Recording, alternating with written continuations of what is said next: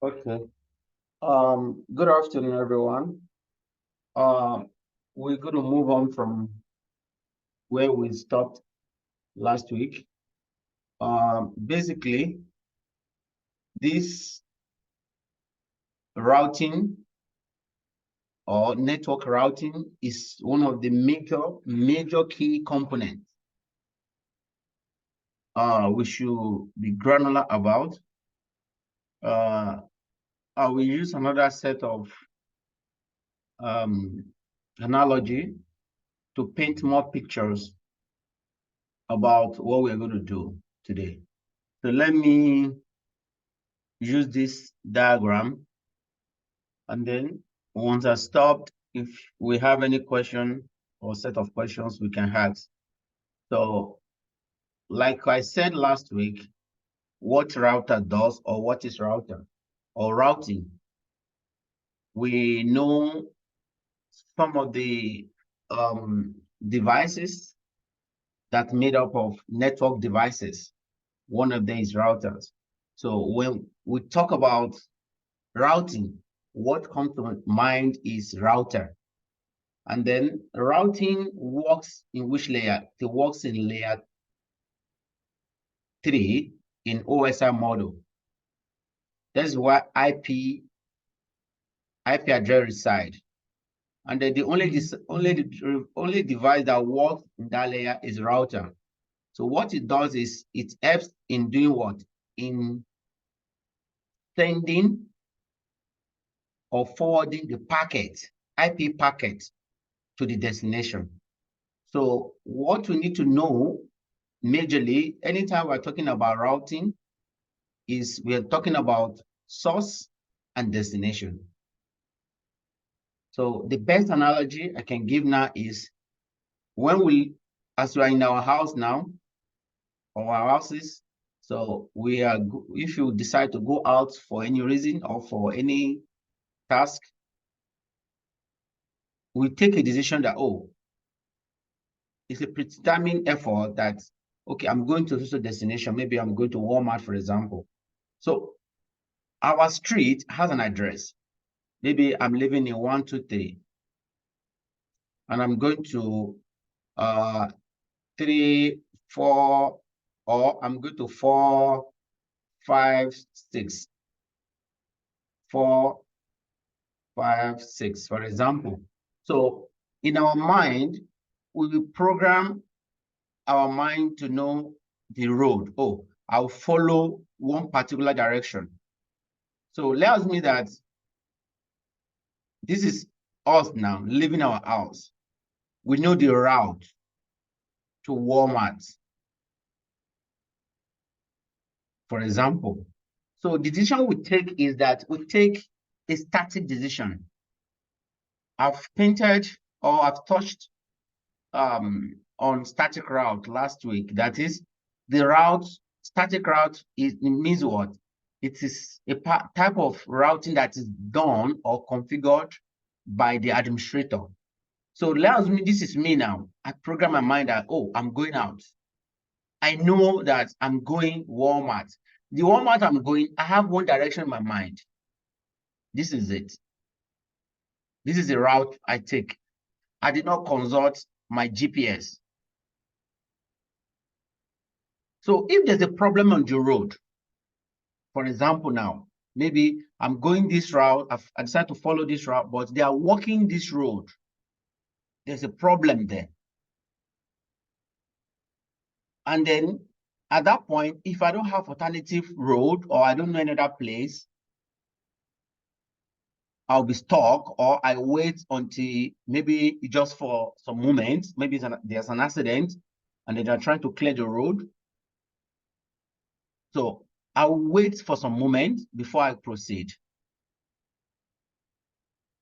But let us mean that the same place I'm going, before I leave my house, I check my GPS.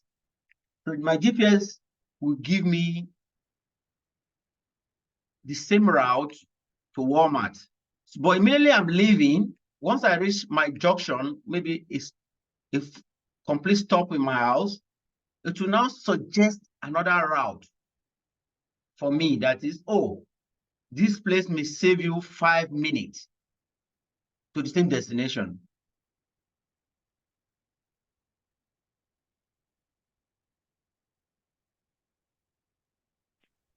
To the same destination. So that is where the dynamic route comes on board. So dynamic route, what it does is they propagate they advertise the remote network to the router without the effort of what? Of the administrator. In other words, it done it automatically. They flooded their own local, they flooded their own router local database. Like they store all the RIPs, routing information,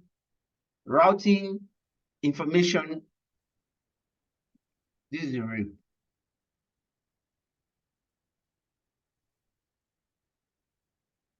They flooded this RIP, this is routing information base, and there is the same thing as routing table.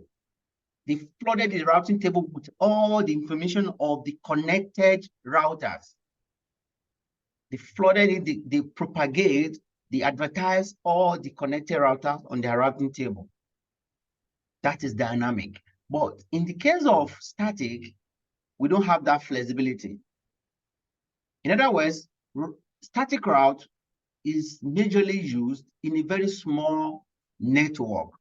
It will become too much overhead for administrator to configure all the parts or all the remote connection that is needed for a big network to reach their destination.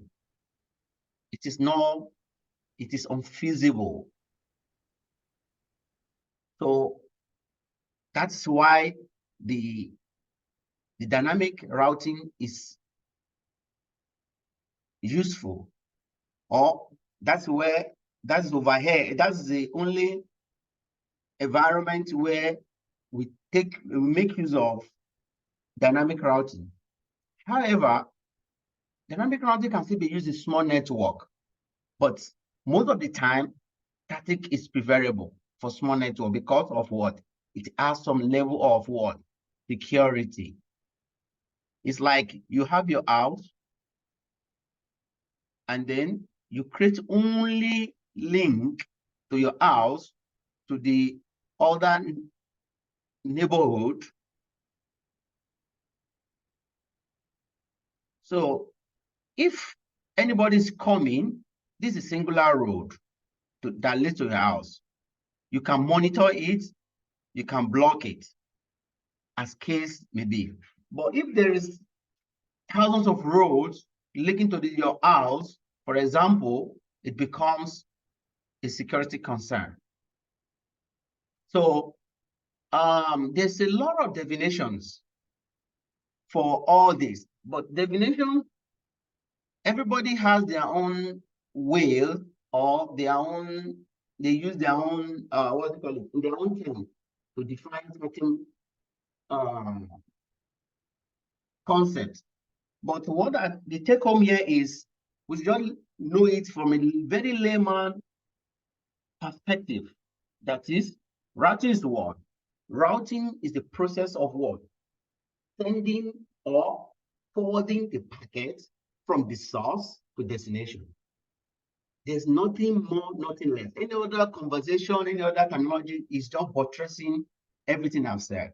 So if you look at the definition here, it said routing is a procedure of making decisions. So what is making that decision is what? Is a router. And then the decision is what? Is what? Is using receive on sending data from in form of packets on the network. Okay, and select the best part to make the data transfer from source to destination. So the bottom line here is from the source to the destination. It's like we sending packets or sending email from our house to another destination. So the bottom line is for our packets or our packages to be delivered. Any other thing that happens in between is none of our business. Whether they repackage it, maybe they transfer it to another zone, is none of our business. I ordered something from Amazon. I ordered one thing from Amazon. So I put my house address as destination. So where I bought it from, I bought it from Amazon. So now I know the source, which is Amazon. The destination is my house, for example. So I may not care about the route because I'm not sure that without responsibility. The same thing applies to some of us who are end users. As we are at home here now, or some of us at home, you can hear me, I can hear you now. That is a form of networking. And that's a form of what? Routing. Routing is taking place, but it is unknown to us because we are not the one that is shouldered without responsibility. So if, for example, now you cannot hear me again, or if you want to doubt it, or you want to test it, if you can go to your router, once you switch it off, you won't get connection to your Wi-Fi again. If you power down your Wi-Fi modem supplied by either AT&T or Comcast, there won't be connectivity in that house again. So that is a form of routing. We are using it, but unconsciously we may not know because we are not sure that to configure it or to manage it. So, but in this journey, we'll be responsible for the configuration and management of routers. It may not be the type of router we have now, which is home users. When we are dealing with enterprise standard, enterprise switches and routers, with all these parameters, all this concept, we need to understand it. We don't need to cram it. We'll be hearing it over and over, and then it will eventually rob us. And the only thing that can still make us be versatile in this journey is to practice on our own. Everything I'm repeating now, I believe we have touched bases on last week. I'm just trying to reiterate it. And at the same time, I put myself in that shoe as well. I knew how long it took me before I get familiar with all these concepts. So it is not what we need to memorize. We just need to have an idea and move on. Last week, we talked about what takes the functionalities of routers. One of them is it takes routing divisions. That is, it look at the routing table and then it select the best path. So let's move on. The same vein, I touched very quickly on what? On types of routing, which I've already pinned the picture right now, the static and what? And dynamic. And then this is a very good diagram to give us more picture. This the kind of diagram is online. We can just type routing protocols and download it and save it. We can even print it out and put it where it's conspicuous in our environment, maybe our reading room. Paste it there, take a look at it once in a while, and then we'll get used to it. So, like we said, these are just types of routing protocols. In the beginning, we define what protocols are. So now, we'll be talking majorly on routing protocols. These are the types.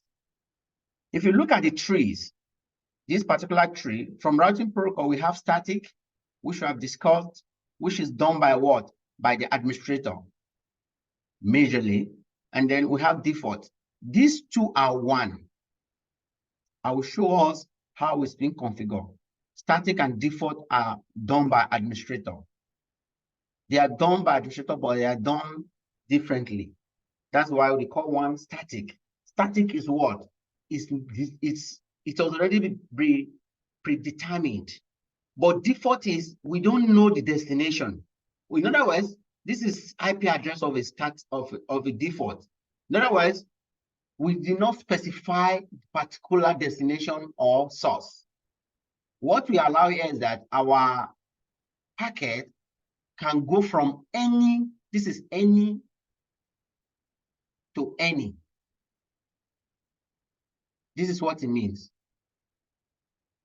Any to any. Anytime we see 0.0.0.0.0/0, it means any to any.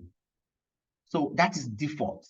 So on a dynamic aspect of it, dynamic is what? It's majorly automatic. Anytime we hear dynamic in computer networking, is automatic, because we'll be hearing it over and over and over. So in dynamic, like we said, it means that the routing decision is done by what? By the router itself. It propagates and shares the okay, this guy is joining.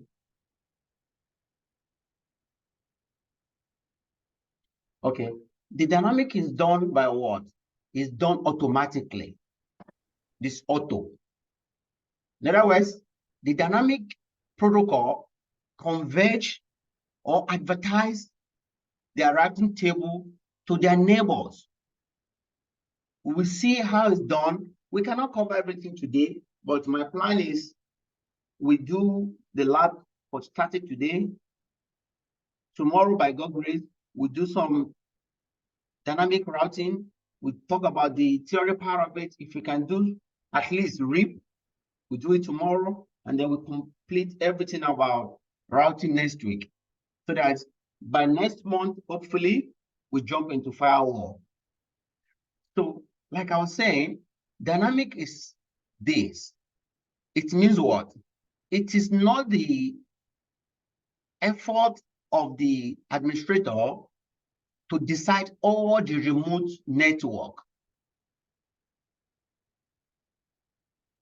We are trying to create all these routes because there are some remote networks that our routers doesn't know anything about.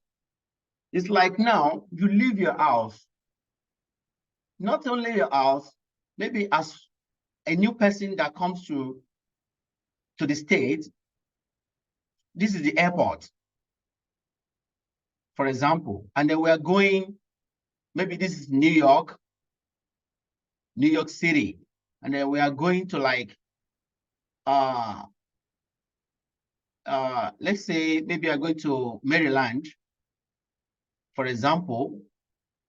We may know our route to an airport because this is our first point of destination. So the remote network, we don't know it. We need to consult what? Our GPS. We need to consult our GPS. Our GPS will now tell us all the remote network. The same thing in routing or in organization routing or enterprise routing is this. This is our LAN, for example.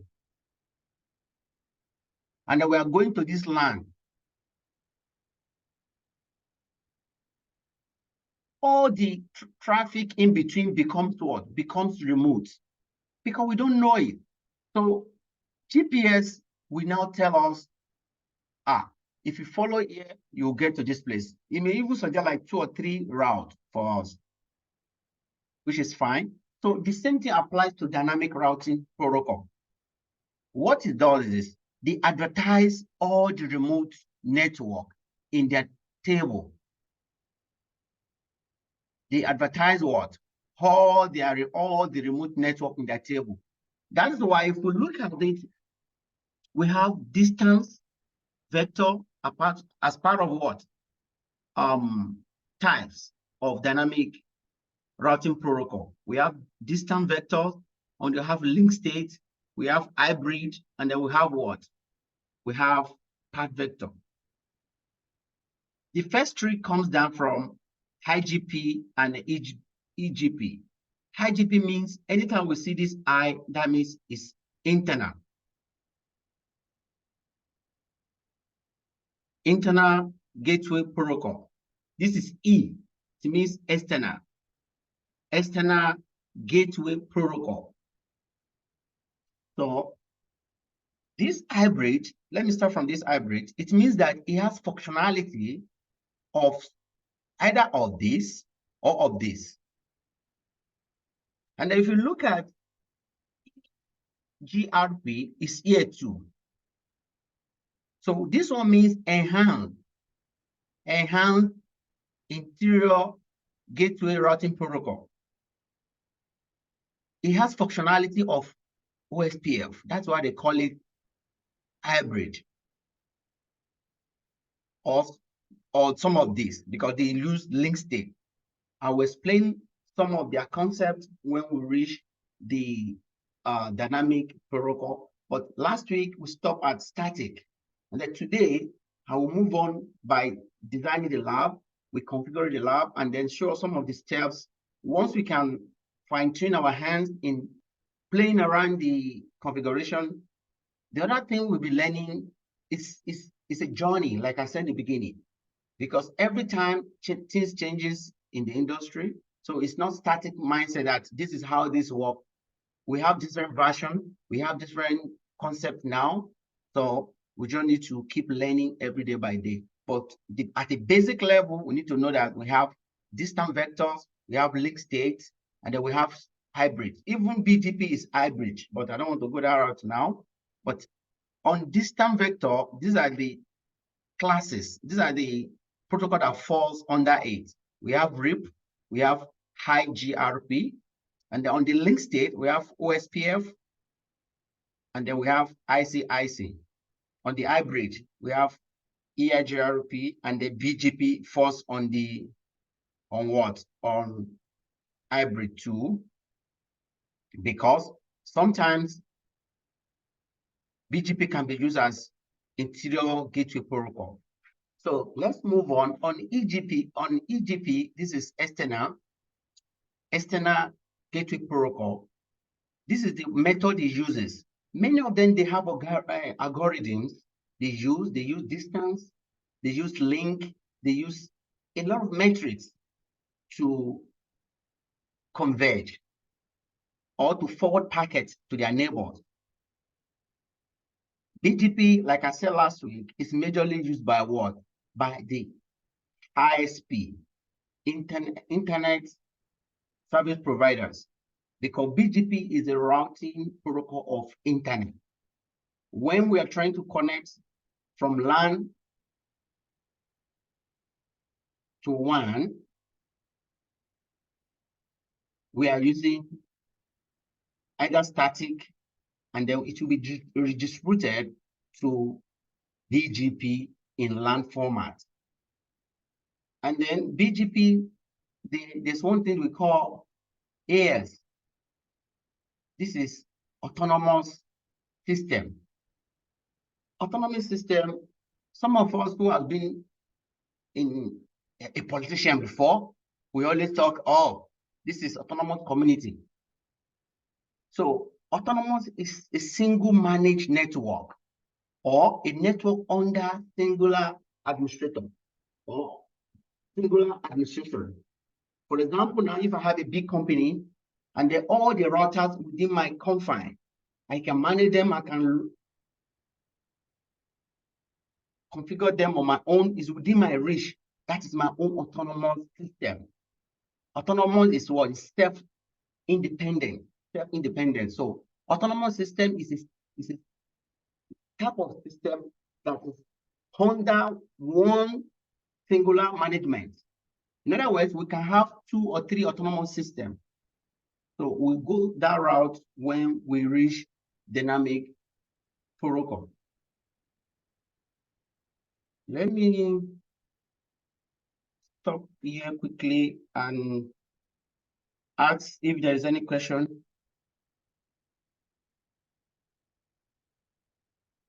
Okay, if there's no question, let's move on. The same thing we have touch base is just being discussed here.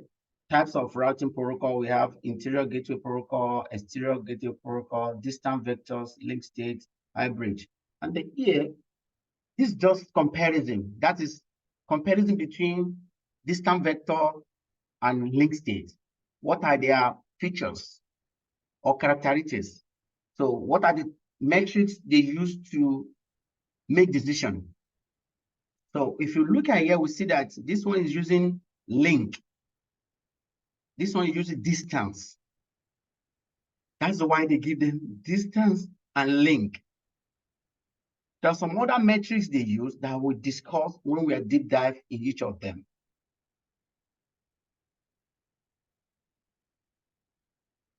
And then if you look at here again, we see that I've touched base about this one last week, that we have administrative distance. Administrative distance is a level of trustworthiness.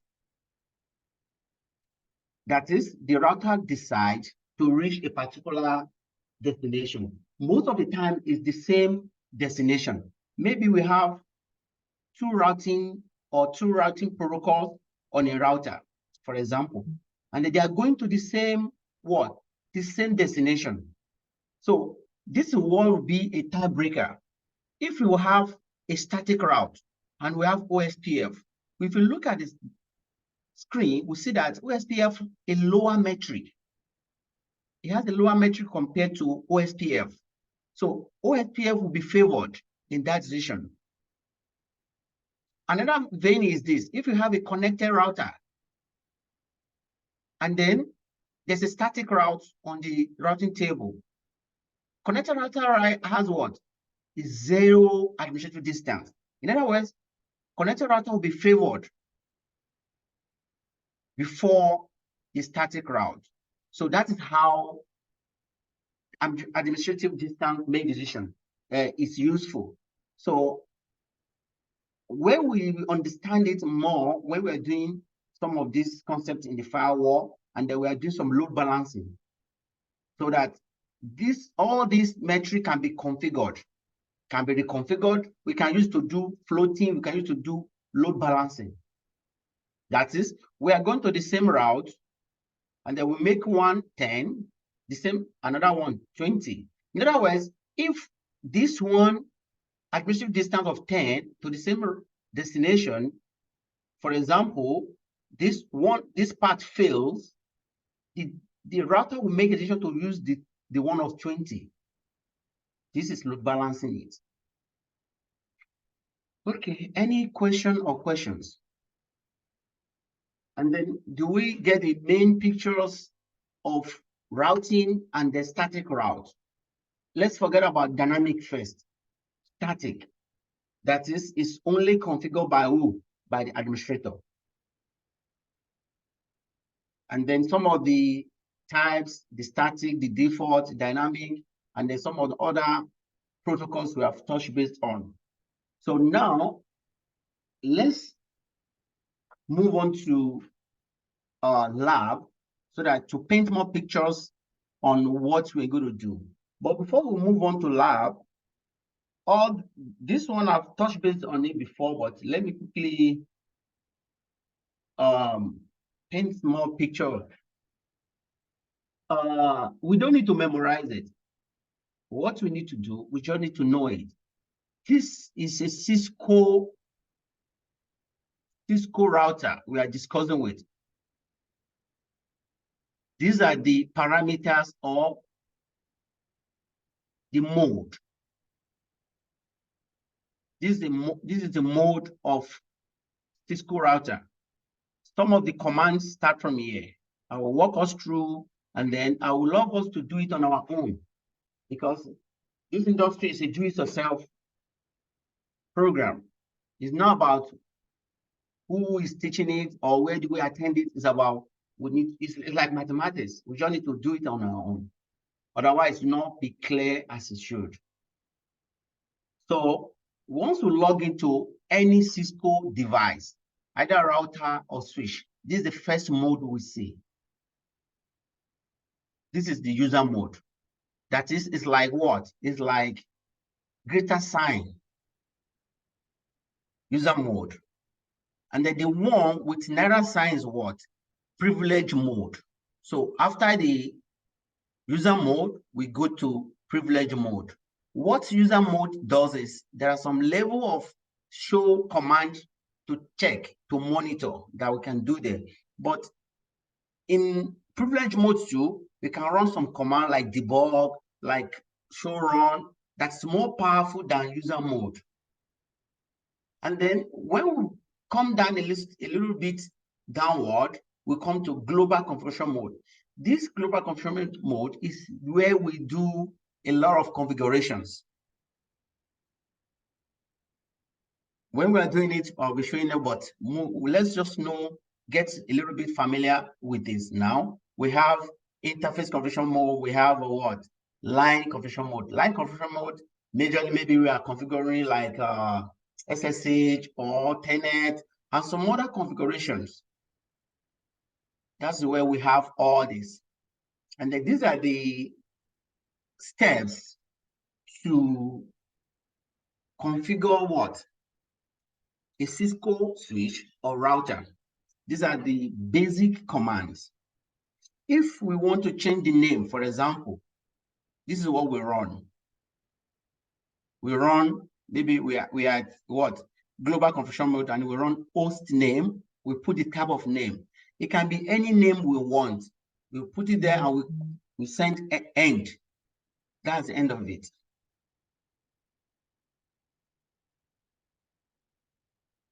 And then we come out. Another thing we need to checkmate now is this.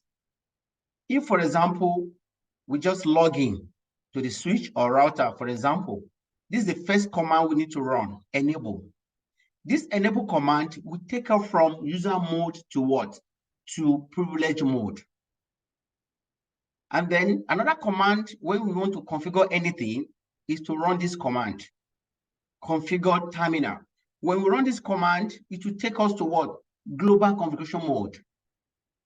And then we can now start putting some of the parameter like interface, IP address, and all that. So this is the format to do static route on Cisco route.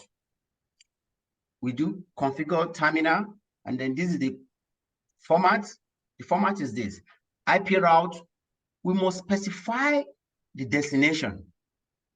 And then we put the subnet mask and the gateway. When we go to the lab, I'll show us what the gateway is and then how it's being configured.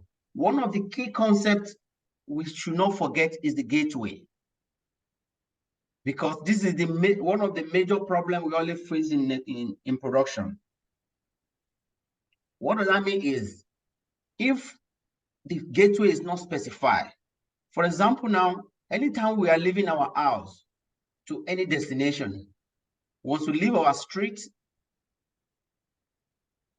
there must be one place to come out, to either to the another lane or to another street or to an interjection.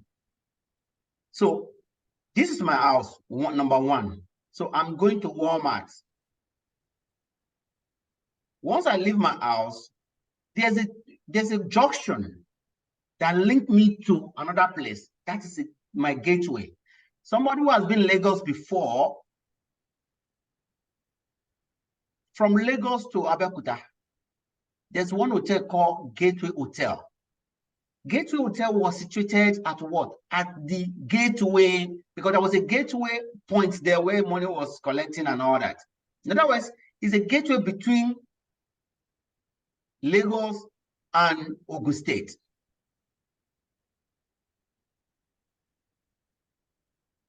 So we need to know our gateway. We need to understand that, oh, this is where I will connect to first. If a PC doesn't know its gateway, how is it going to send the packet? It may be discarded. So gateway is very important, and then we need to understand the functionality and then how it's being configured. Okay, let me, any question before we jump to lab? Okay, Yeah. if there's no I question, will appreciate if there's any way if you can send this format to maybe to our email or because it's too long for us to take picture of it. okay, no worry. I will copy it and send it to us. Okay. Okay. Okay, now the next thing to do now is to go to our lab. It's a very basic lab. But what I will do, what I intend to do today is this. I tend to make this lab a little bit okay. I'll add one router. I'll add one router to paint more pictures because if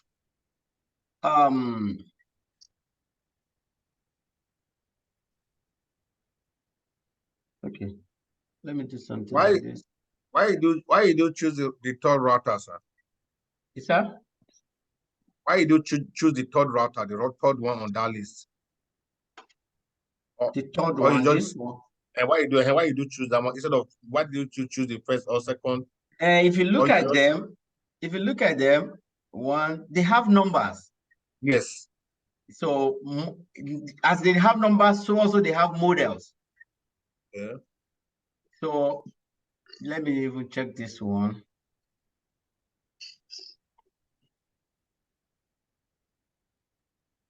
Okay. 2101, 2111. On this platform, they may serve similar purpose, but in production, each of the routers, they have different functionality, they have different capacity. Okay. So that's the way I can answer that question now. Each of the router has different functionality. They have different what? Especially the RAM.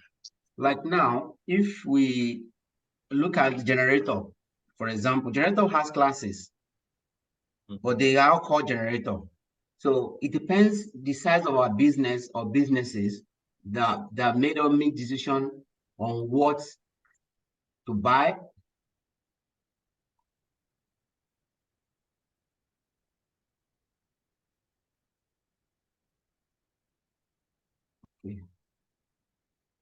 So if you want to bring in the interfaces, there's a tab there, there's a button there that will show that it's on. We can click on it to be off before we put it. But those one we don't need to bother ourselves learning it. But we have challenges, you can just let me know.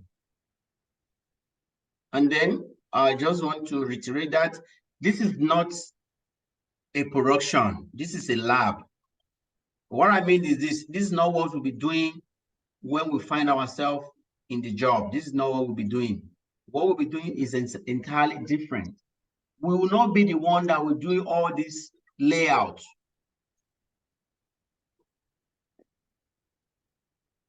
We will not be the one that will be doing all this layout, but it is good to know it. There's another lab we'll be using moving forward when we reach the firewall side.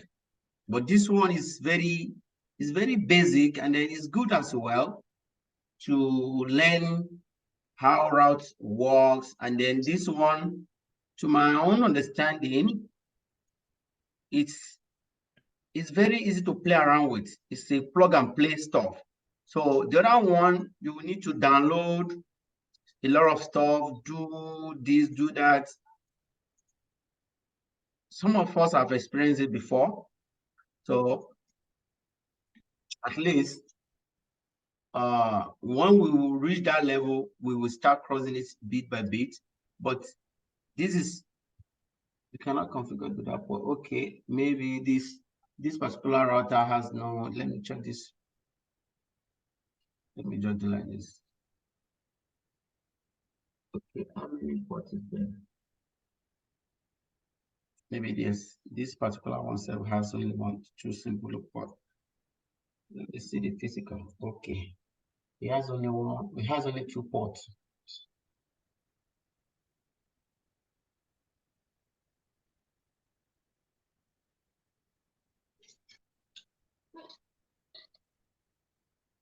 Okay.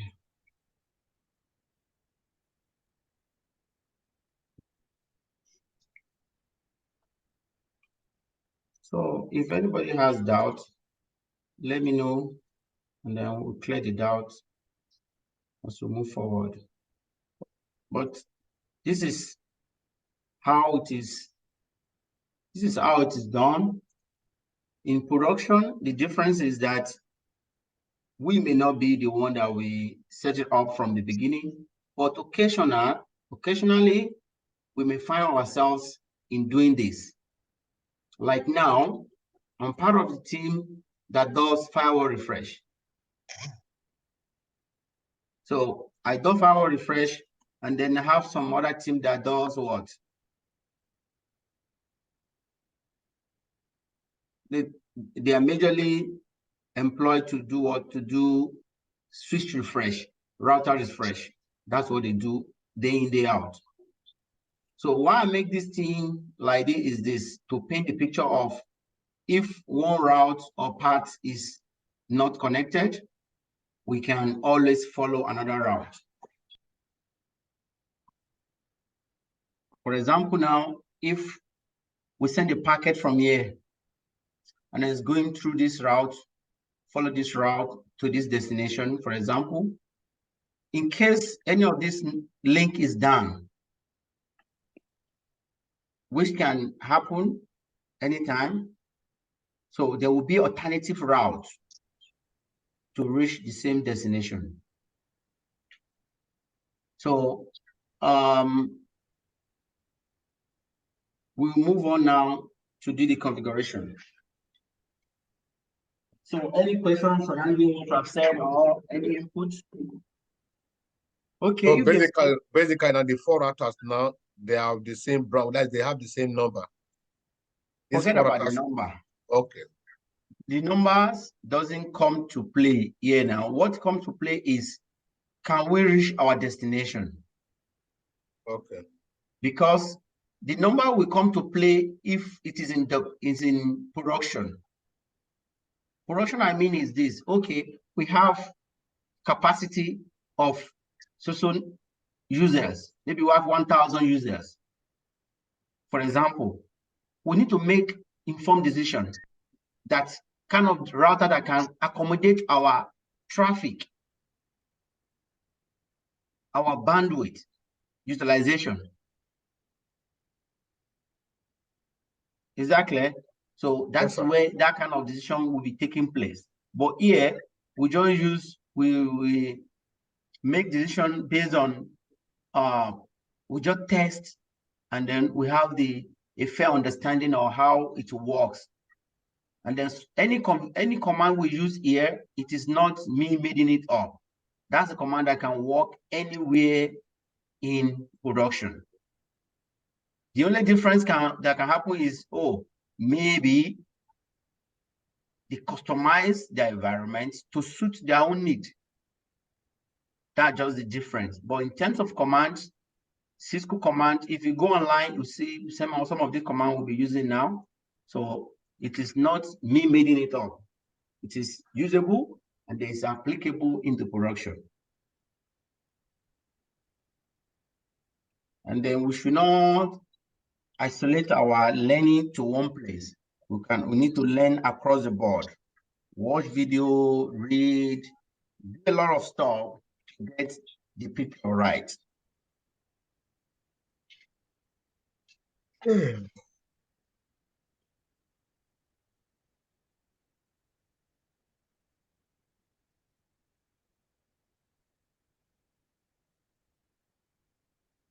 Okay, so now this one with .2,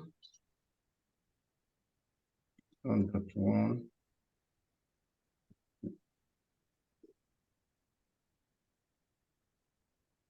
Okay, so now, like I said, when I was talking about this routing, for this router now,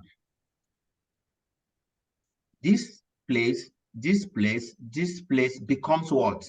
Becomes a remote what? A remote connection. This router doesn't know about this doesn't know about this network, doesn't know about this network, doesn't know about this network. So we need to configure it on the router manually. In other words, if you have more than this, we need to do it step by step. The same thing applies to this router too.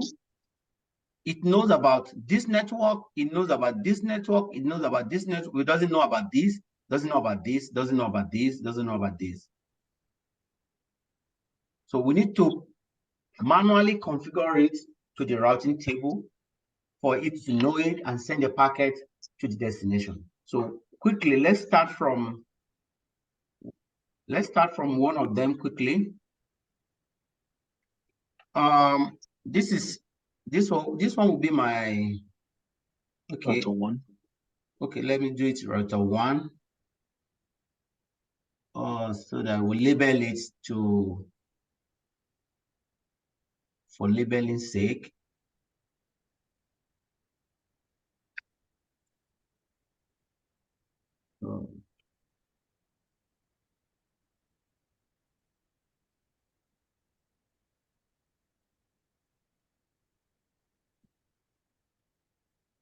Router 2. But let's follow up together so that it can be interactive, and then we can learn from each other, because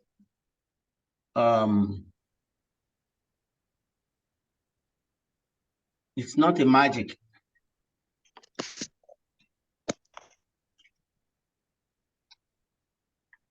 So now we have 4 routers here, and then we have different networks. So what will happen is this. Let's go from router 1.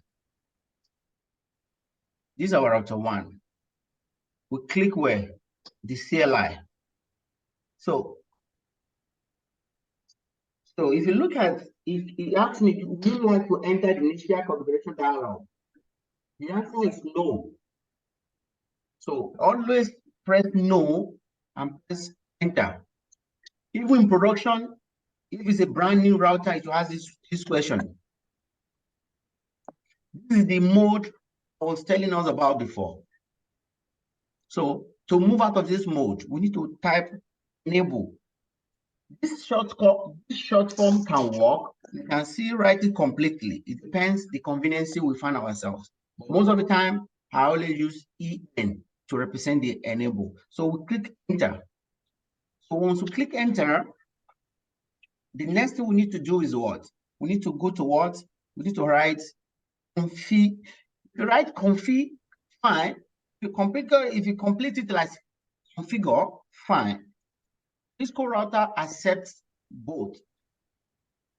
So we can write configure T, just one T, or we write the complete terminal. Accept both. Moving forward, we'll be using the short format, en config T, and then we press enter. So now, if you look at it, we are now in what? Global configuration mode. This is where we're going to identify our what? Our interfaces, and then apply our IP addresses. So the rule of thumb is this. Before you even do anything, you need to do this command, show IP interface brief. These are the short form. Show IP interface brief. And you click enter. This to do what? To checkmate if there is anything that has been configured on the router before. As we can see, none of the interfaces has what? IP address, and there's what? It is done. Look at the status, it's done. Protocol done, everything's done here. So when we start configuring it, we see the difference in it. So we go back to config P, and then what? We specify our interfaces. If we look at it, we have these interfaces G0/0, G0/0/1, and then one F01/0. We have 3 interfaces. So we need to configure those interfaces. So to make it easy for us, and the best practice is this, we can go to a notepad like this. Maybe later we download this if some of us don't have it in our system. We download this. This is Notepad++. It's good. It's a very good notepad. So instead of us to begin memorize or begin go back and forth, we can do our script. In other words, you can specify everything here. You start by what? Now we're already on what? On global configuration, but let us mean that we are not there. You can just say enable, click enter, and then config key. You click enter, and then you specify your interface. You write interface with short form, or we complete it. And then we specify interface. The interface, which one are we going to? We have this 0/0, and then we click enter. Another command is IP address. So this command will come before we specify our IP, our original IP. So what we need to do is this. If you look at it, we are working with this interface. So we need to be very careful to do what? To pay attention to our IP address, our subnet before moving forward. So our subnet here is what? Is 192.168. what? 10.1. One is what are assigned to this interface. So, and then our what? Our subnet mask is what? 255.255.255.0. At the end of it, we click enter. So, well, after we click enter, the next command is no what? No shutdown. No shutdown command will bring up our interface. The opposite is shutdown, but this is the command Cisco is using. They say no shutdown. In other words, it means bring it up. Shutdown means shut it down. It means what it sounds, how it sounds. So this no shutdown will bring our interfaces up. So as it is, we can copy it and paste it. So we click enter again from our notepad.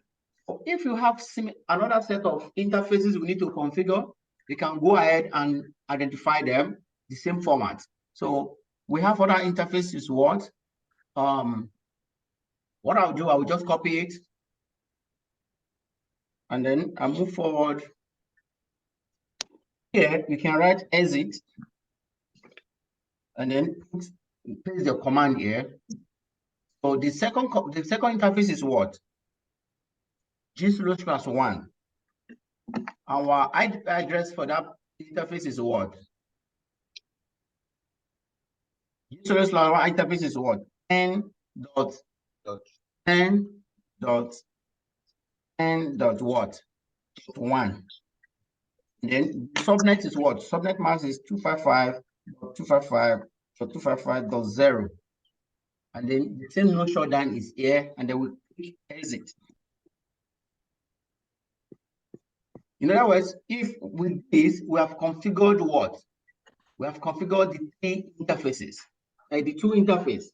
So I need to configure the next interface, which is what? F0/1/0. So I need to do the same thing I did before.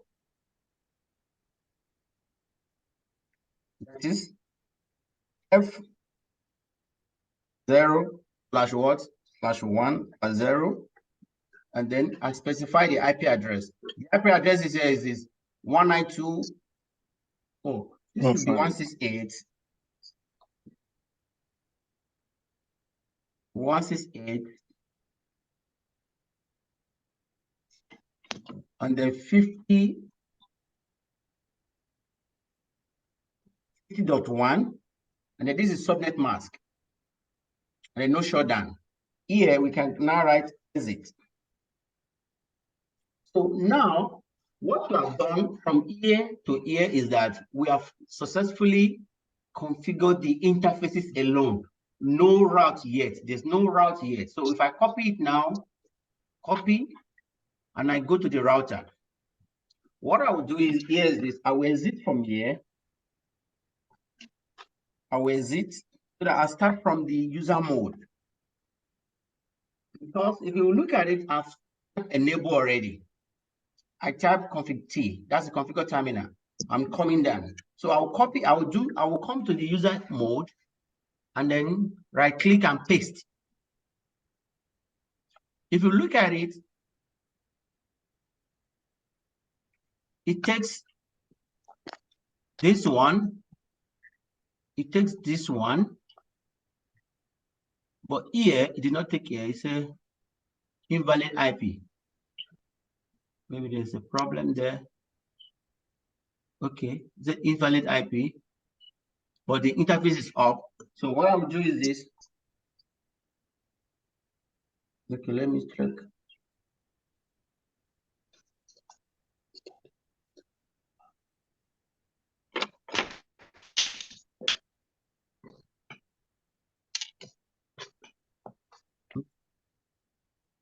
Invalid input detected as a marker. Okay, let me do it manually then. Which of them is having issue with? He has done this, he has done this, and then okay. IP address.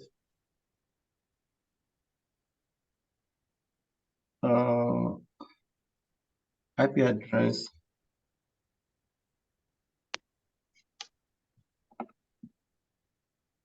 Okay, what I'll do is this. Exit. The interface is what? Interface. The 50.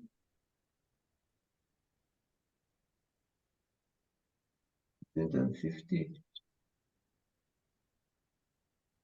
F. Interface F. Okay. Of 0. Let me see here.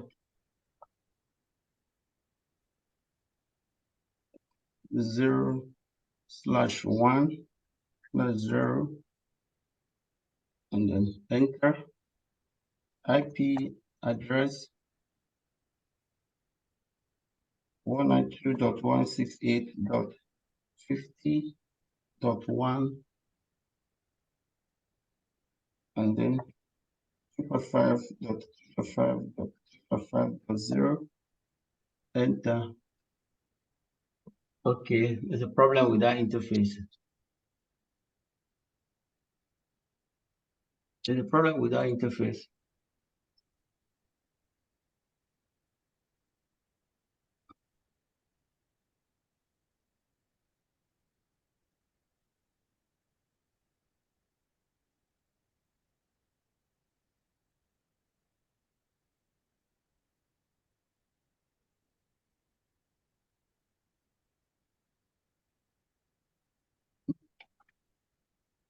Oh,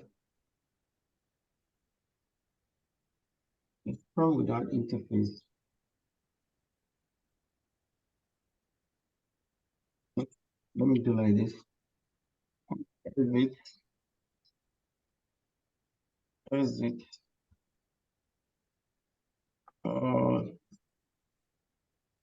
Show IP interface brief. Yeah. This interface is up.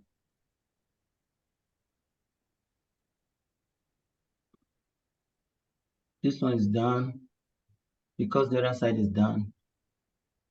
Okay. F fast Ethernet 0. Okay, let me copy it here.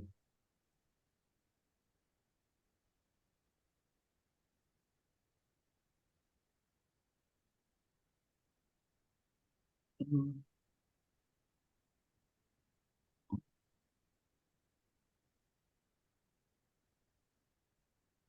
want to copy the fast internet 0.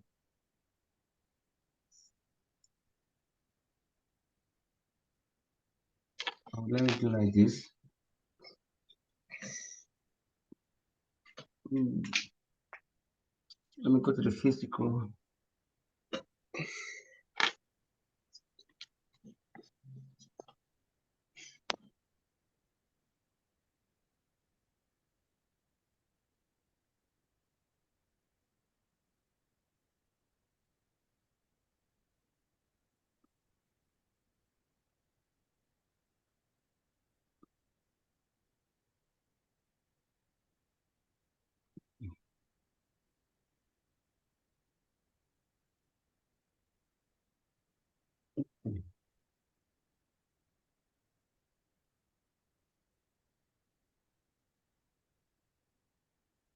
Okay. Enable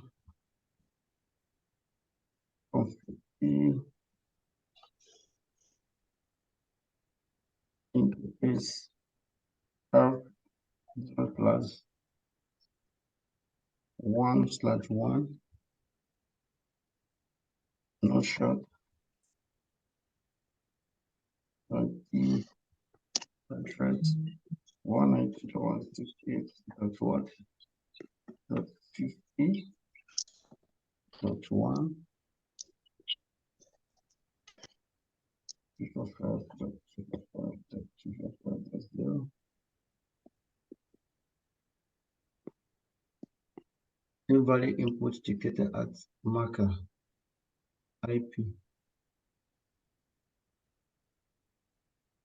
Okay. What I believe that interface may not take the IP for one reason or the other. But let me see something. Maybe because these two interfaces are gig interface. This is fast Ethernet. Maybe because this one is fast Ethernet and there's no up yet. Maybe that's why it's not taking it. But what I will do is this. I'll do something quickly. Cancel. I'll just cut that interface. Okay. To move on. So now, what we have done so far now is this. The command I put is it and show IP interface brief. So if we look at this command, we have successfully put on this 2 GB interface. We have put this IP, which is this for this subnet, and then for this interface. And if we look at it, we see that this interface is still down because this interface is down. It will come up when this one is up, but we have configured it. So we put it 10.10.10.1, which is what? Which is on /24 as well. So what we need to check quickly now, we can check the route. Show IP interface. So, okay, show IP route. This is the command to check the IP route, to check our route. So I'll click enter here. So when I'll click enter, we see some other parameters. You can see from here, you see the right gateway of what? Of last result is not set.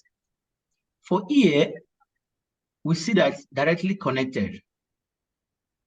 Directly connected. Directly connected is this.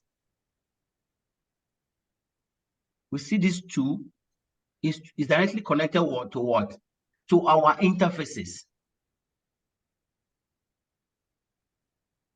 For here, we did not see anything like administrative distance, AD. We did not see anything like that because there's no route here.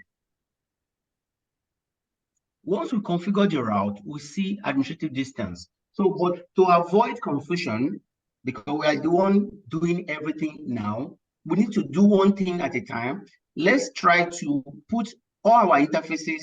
Let's make sure that we have the IP there first. So the next thing I will do now is this. We have configured this interface and this interface. Let's go to route 2 to configure the interface as well. So I'll click on it, and then we go to the CLI. Okay, it says power off. Okay.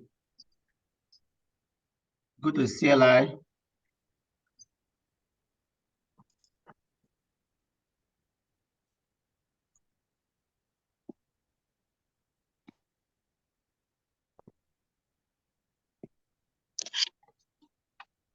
Go to CLI, and then I click enter. The same thing asks us no, and then we click enter. So now this one, at the beginning, what we do for this one is this. We write the script on this notepad. This is for router 1.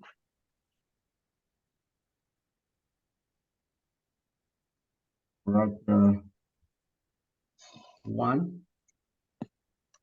And then we move on to router 2.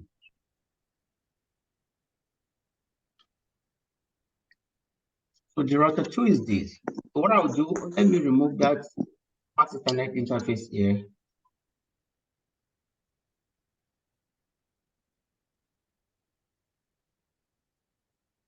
Okay, we just configure only the 2.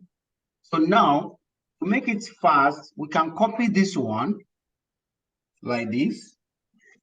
We go to the router 2, and then we paste it. Once we paste it, what we need to do is just to modify the commands, some of the parameters like the IP address. So now what we need to do, and the router 2 has 3 links. It has 3 links. It has F0/1/0. So we make it 3. So what I'll do, let me copy another one here, and then come down a little bit and paste it here. So this is router 2 link. We need to identify, we need to configure this interface. We need to configure this interface. We need to configure this interface. Right now, we are not configuring route first. We are just making sure that the interfaces are up and running. So the next thing to do is we start from where? We start from G0/0, which is this one, and then we have it as what? N dot 10 dot uh, 10 dot uh, 10.2. 1. Yes. Do you understand how we get it 2? You know, we have, out of the IP address, we have used one for this interface. We can't use one here again because they are the same connection, they are the same subnet. So any IP you have used within a subnet cannot be used with another device. So now we need to move on to the next available IP, which is .2. I hope it's clear. Yes. And this is the subnet. The subnet we are using is /24. If you are using /25 or /27, it will be different from this. But to make it simpler and then to make it easy for us to understand, let's stick with it, /24 first. So the next step is what? We have configured this as a /2, and then we move on to G0/1. G0/1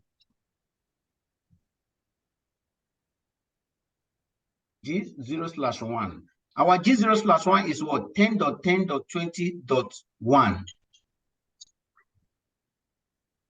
10.10.20.1. under the same subnet mask. So now, okay, I have to /1/1. Okay, I will do this one 20.1, and then the next one f f/f0/1/0.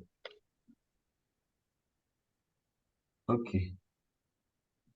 In f0/1/0 is what? Is 192.168.20.1. We are using .1 for it because we have used .2 for this PC, we have used .3 for this PC, and then we're going to use .1. This .1 will become their gateway. Okay, let's move on. So now we have successfully configured this one now. This is our script. So we copy it and paste it into the router. If we miss anything, the router will purge it out.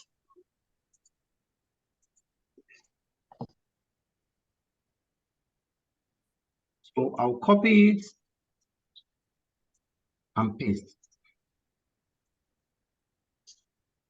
Okay. If you look at the same problem that happens with that interface Apple said too, you say invalid input.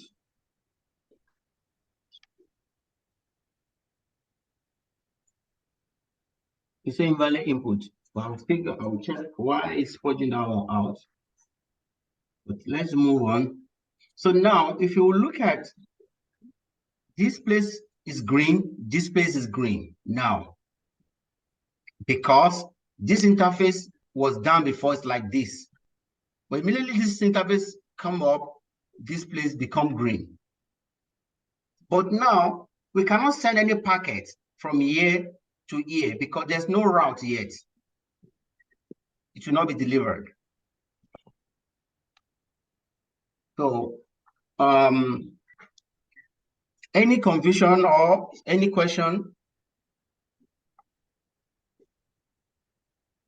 Okay, let's proceed. This is for router 2. Router 3,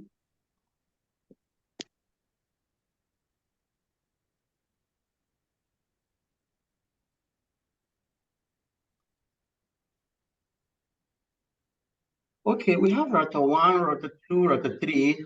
Our router 3, okay, I've removed router 4, so let me put it here. This is our router 3. Okay, this, let me do like this.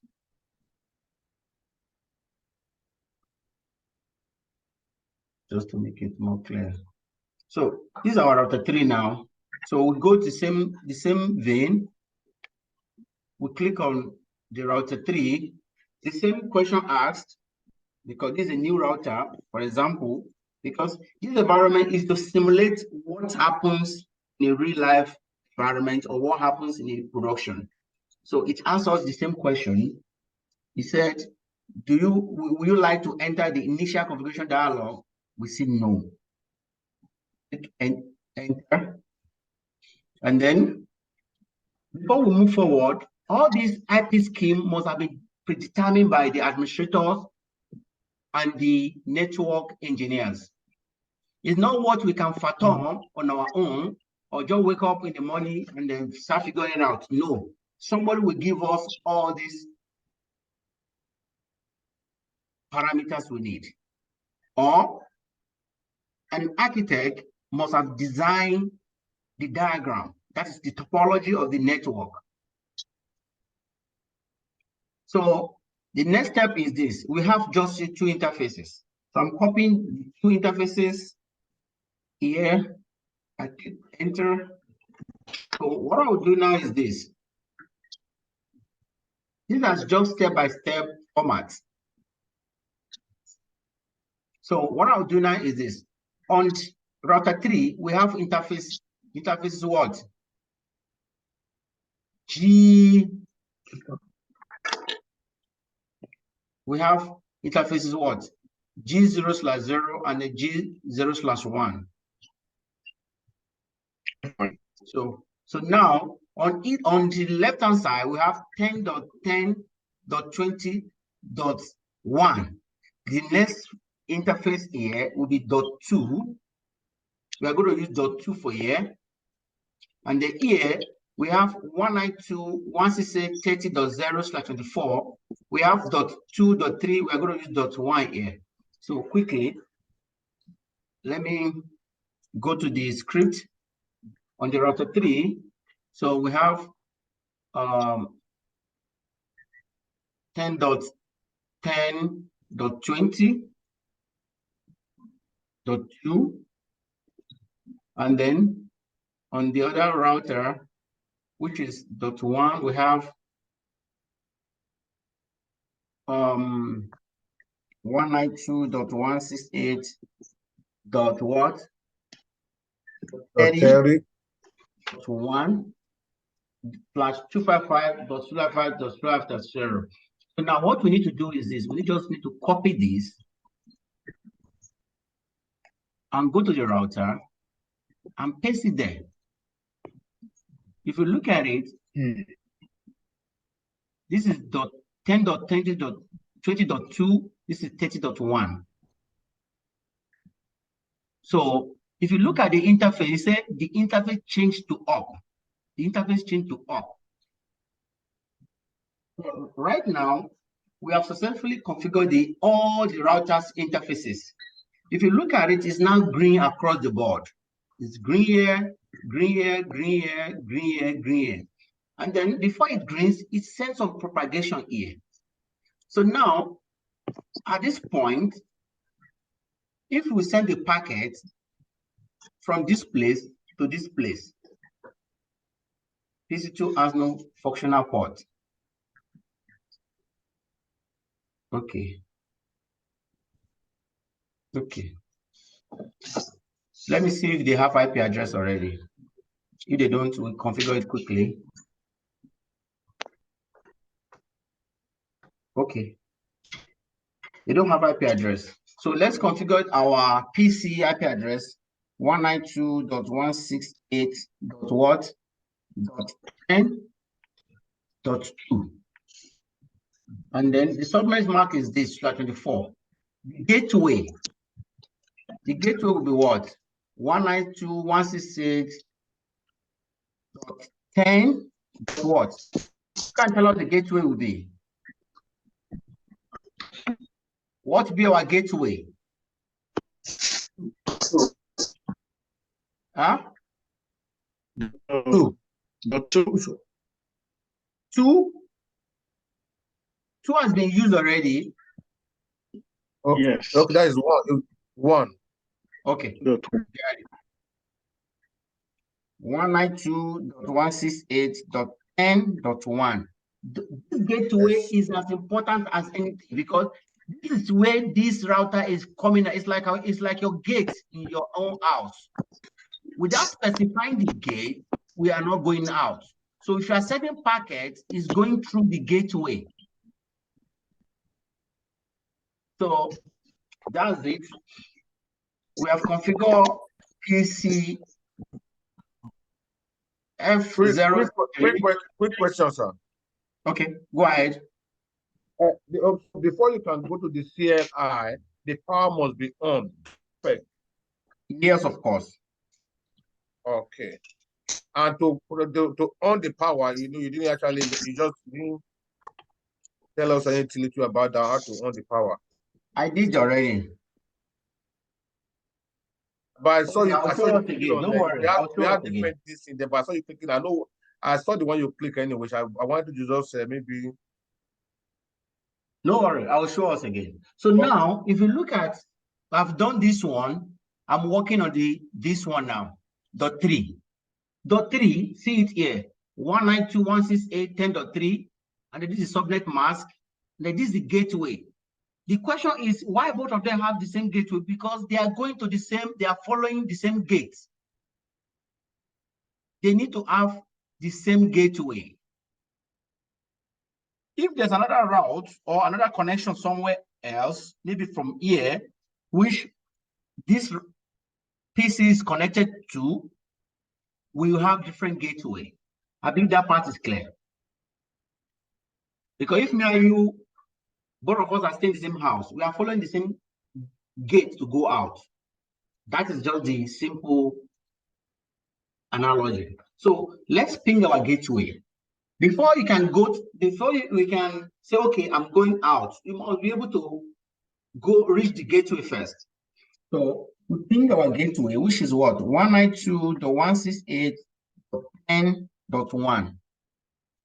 Okay, we can reach our gateway. Once we can reach our gateway, we cannot proceed. Somebody who cannot come out of his house is now talking about there's a traffic. Before you talk about traffic, there must be, at least we need to come out of the house first. This is what this word means. We need to be able to communicate with our gateway. And this is the first line of troubleshooting. Anytime we find ourselves doing troubleshooting, this is what we check first. Can you ping your gateway? Can you reach your gateway? Either in production or anywhere we find ourselves. Even in the cloud, we check all this. So we shouldn't forget that. So let's move on. So now what we have done now is I've configured these two PC. And then let's click on these two PC as well. These two PC and configure them. So I want somebody to guide us through to do this one quickly because it needs to be interactive. So I'm clicking on the PC now. I've clicked on it. This is desktop, this is IP config. So what will be the IP address?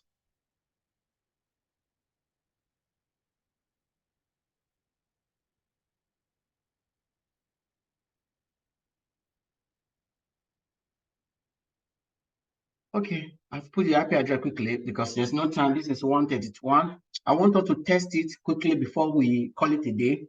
So now, if you look at it, the IP address for the other piece is 192.168.30.2, and then this is the subnet mask. This is the gateway. The gateway remains the same because here, their gateway for here is this 30.1.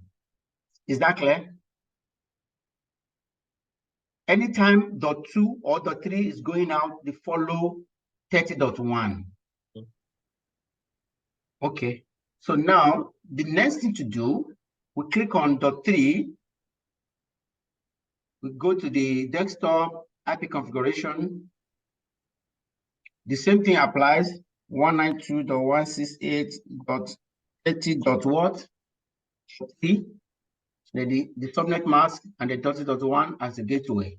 So let's check it quickly. We ping our gateway, 192.168.30.1. Okay, we can reach our gateway.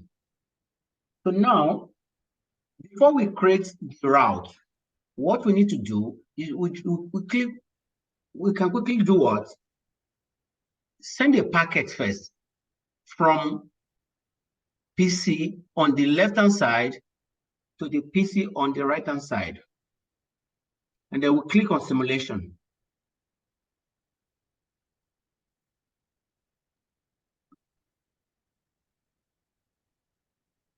It will not be able to deliver because there's no route.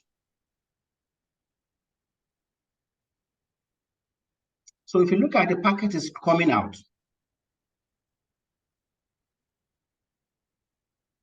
it sent it to that route. You see? Can we all see it? Mm-hmm. It sent it here. But this router doesn't know where to send the packet to. It's going to discard it. It's not delivered.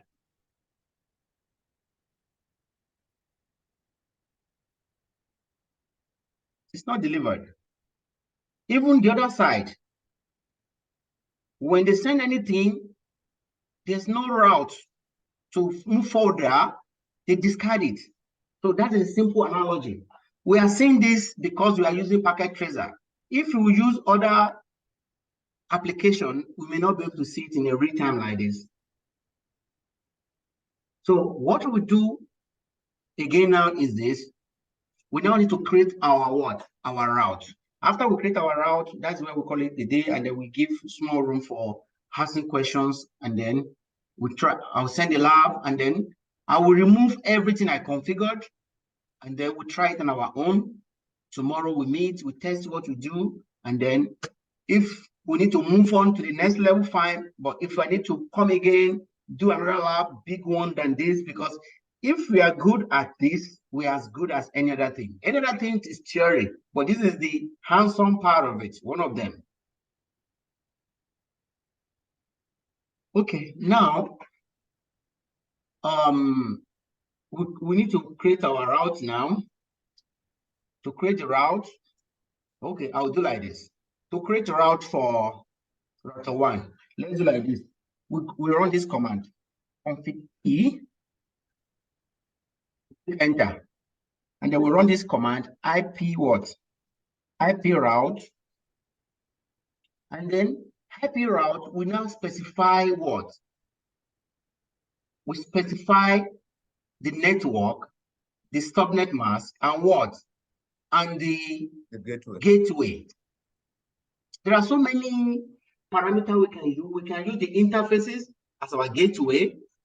We can use our interfaces in this command, but at this level, let's just stick with this format.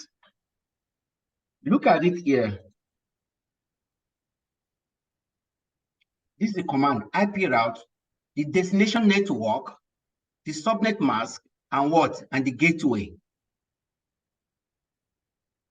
Okay. So now, what is our destination network here? You know, like I said before, we know about this network, we know about this network, but we don't know anything about this. We don't know anything about this. In other words, we need to advertise those two. We don't know about these two, but this one, because of this interface is not working, I don't want to go that route now. So we will advertise this network to our router, this router 1. So let's go inside and do that. So IP address, config T, IP route. So our remote network will be what? 10.10.20.0 space 255.255.255. No, the other one. 0, and then the gateway will be what? 10.10.10.2. This is just the way I'm doing it is very simple. It cannot be simpler than this. Oh, this one you are having the route now. Why you do change it to 0? 10.10.10.20 supposed to be 10.10.10.1. Okay, that's a powerful question. You see, when you do that, you are specifying to particular device. But when you do this, you are specifying to what? The whole subnet. Let us mean that we have a switch connected to this link, and we have 1,000 devices on it. How are you going to do that?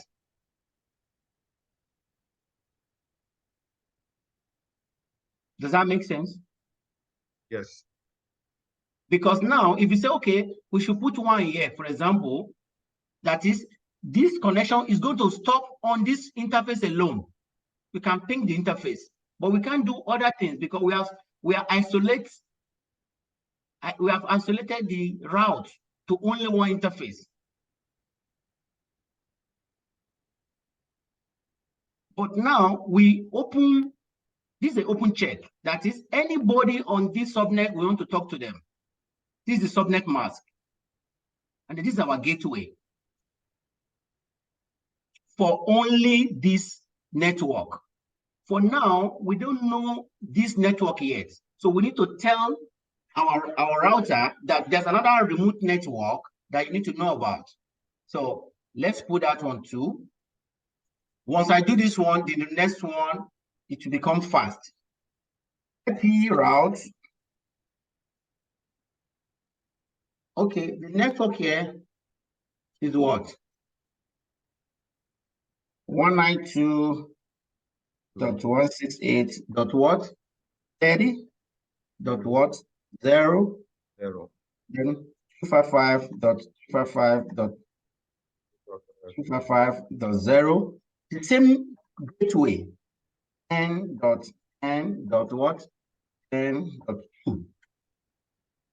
Because we don't have any connection.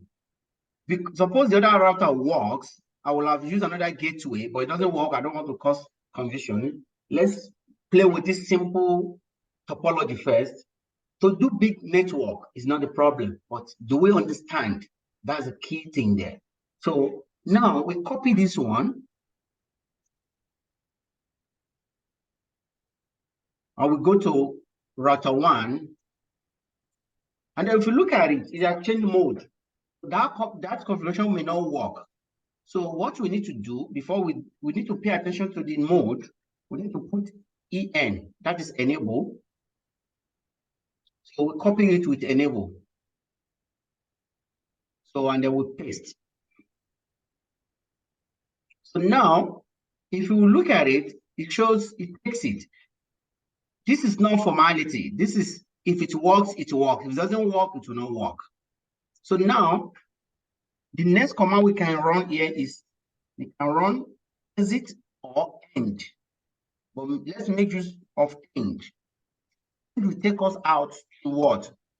The privilege mode. And then we should not forget this command, RWR, that is write to memory. It will save it on the RAM of the router. We click, you see, building configuration. So now, command we run before, show IP routes. We click enter. Now, if you look at the command, we see this is static. This S represents static. And then it shows that if you are going to this subnet via what? 10.10.2. These are other static. We configure only 2. We have 2 static. That is, if we are going to this, we go via what? 10.10.2. These are just connected network. It's not route. And then if we look at this, let's pay attention to this side. This is 1/0. It means what? This is our administrative distance. This is 1. You know, I mentioned it that time when we were talking about administrative distance here. That is, the static route has administrative distance of 1. I believe it's clear, right? Yes. So this is administrative distance, this is the route, this is the S. And then if you look at here as well, every routing protocol on Cisco device, they have their code. S is for static. B is for BGP. And then O is for OSPF, and so on and so forth. We just need to pay attention to it. So now let's move on. But now, if we send packet now, this router knows the road, but the router at the extreme end doesn't know where to return the packet. So they all need to have the route on their routing table. That's what they call what? RIB. Routing information base. And then we have FIB2, which is doing the forward information base. We don't need to memorize them, but the more we read, we get familiar and we get used to it. So let's move on. So the next step is to do what? We configure router 2. So router 2 is very easy now. So we copy this one and we modify it. We copy it, we go to router 2. Okay, our router 2 knows what? It knows this, but it doesn't know the 2 extreme. So our router 2 will now be what? Okay, let me do this. Okay, this is what I will do. Let me remove this one to make it more clear. So our router 2, it knows this, but it doesn't know this and this. In other words, this is clear to router 2. It's clear to router 2, but here, no. These are called remote network. So let's move on. We need to configure what? This 10.192.168.10.0 network, and then 192.168.30.0 network. And then our gateway now will now be 2. If it's going to 10.0, it's going to follow what? It's going to follow 10.10.10.1. If it's going to this route, it's going to follow 20.what? 20.2. Is that clear? Because Yes. you can't follow the same route to one place. But let us mean we have another router here. Connect like this, connect like this. If this link is done, it can send this packet to this, and this deliver. But we're going to replay that one when we are doing other example or when we are doing dynamic routing. Okay. So now, quickly, let's do it quickly. So the command is IP route 192.168.what.10.0 55.255.255.0, and then what will be our gateway? Our gateway will be what? 10.10.10.what.1. And then the other network is IP route 192.168.what.30.0, and then 55.55.55.0. That is the gateway will be what? 10.10.20.what.2. So we copy this one and we paste it on router 2.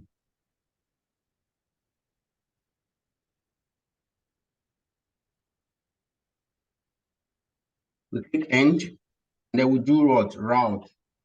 We click enter. So we have saved it now. So if you send a packet now, it will be able to reach here, and then reach here, but you won't be able to return the packet. So we go to router 3 now. So on our router 3,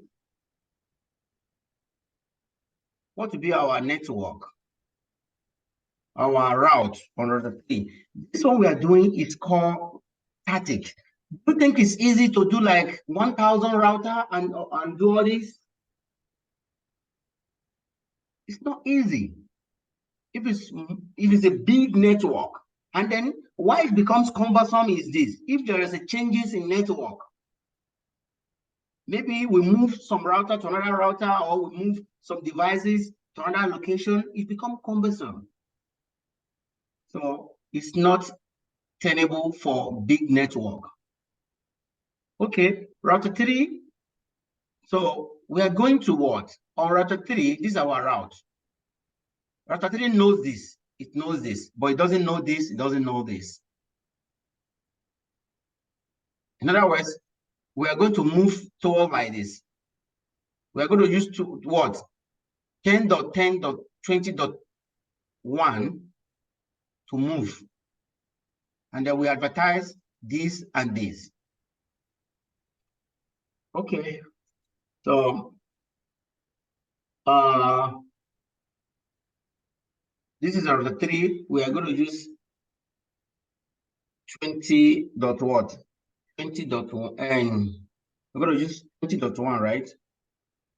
20.1, and then because it's the same network, it's the same route, so we have advertised 10.192.168.10.0. We advertise that one, and then we need to advertise 10.10, which is this. If I say, okay, let me just modify it quickly. We need to advertise 10.10.what.10.0. So this is the route for this. So copy it. Okay, let me do this one. Let me do end and then route and then like this. Let me copy to other one too because I may send it to you or anybody that cares about it. So now on router 3, this is our route. I copy it and then what? We paste it on router 3. We go to router 3, we just click enter and then we paste. So what I did now is I've done everything I will need to do, like hand and then the route. I copy them, I paste. So now, if you now go to simulation, for example, now, and then we did what we did before, like sending a packet from here to here, and then we click play, it should be able to deliver because the route now knows, the routers knows where to send packet to. If you look at the simulation, you see, it continues. You see, it continues. You see, it marks it. It consult the routing table. See that there's a route for it.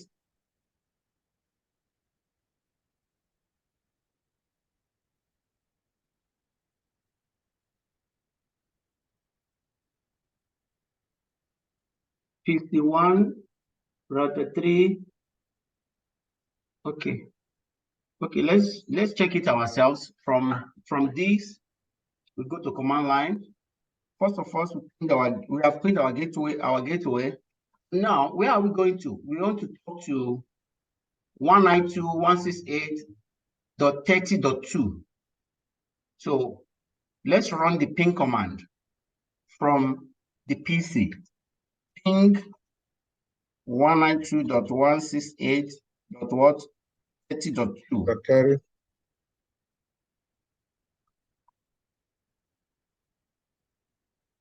Okay, it's timing out. Okay, we can, okay, before we go that route, let's try to reach here. We move bit by bit to troubleshoot it. First of all, we can reach here, down for sure. Let's try if we can reach this one. And there's some of the interfaces, we need to recheck them if they are up and running. Okay, let me quickly do that one. Okay, let me check router 2. Show IP interface brief. Okay, this is up and running. Show IP route. Okay, we have route for this. We have route for 10 and then 30. Okay, let's check here. Show IP route.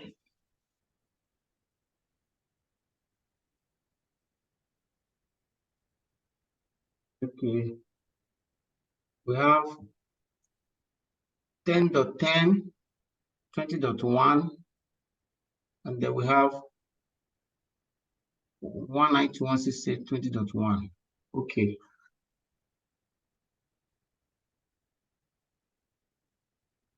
Okay. Now, let me see the configuration here quickly. IP config. Okay. 192.168.30.2. Ping 192.168.30.1. Okay, we can ping that one. That's our gateway. Let's ping n.n.20.1, which is the router at the middle. Okay, it doesn't complete. Ping. Okay, so now we can see that this PC can send packet from here to this place, can proceed to here to this place. So now let's move forward. We'll try to ping here from that same, we try to ping this place. That is 10.10.1 from that same PC. This is high level troubleshooting now. This is how we do it. Even in production, you isolate the problems and then you try to check them one by one. So now we have ping 20.1. Let's ping what? 10.10.what.1. Okay, we can reach from here. We can reach from here. We can reach this place now. So now let's try to ping this network now. Because if you send a packet from my house to this location, and okay, it's not delivered, I will not check the tracking number to check where the stock problem is. The same methodology is used here. So now let's go back to the router, to the PC, and try to ping what? 192. 192.168. .10.what? 2. And then we click enter. So we can see that we can reach from this PC, we can communicate to this PC. Let us mean that this PC here is a server in your office. This is a server. Once we can reach it, it may be a print server, maybe a file server, it may be a DNS server, it may be a database server, it may be what? It may be web server. Once we can reach it, we can enjoy the resources. So now we have .3 here. Let's try to ping the .3 too.